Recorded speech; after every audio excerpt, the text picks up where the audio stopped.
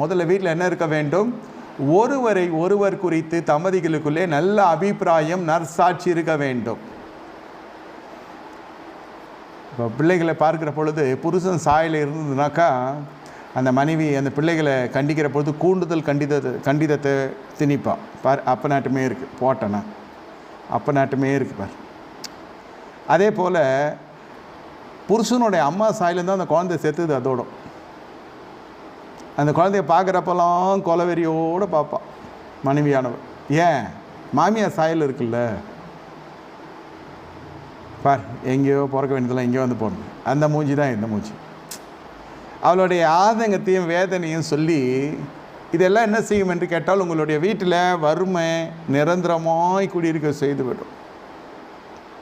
வறுமை தகப்பன் காலத்துலேருந்து முற்பிதாக்கள் காலத்துலேருந்து தொடர்ந்து வந்து கொண்டிருக்கும். ஏனென்றால் இங்கே செழிப்பான ஒரு அபிப்பிராயம்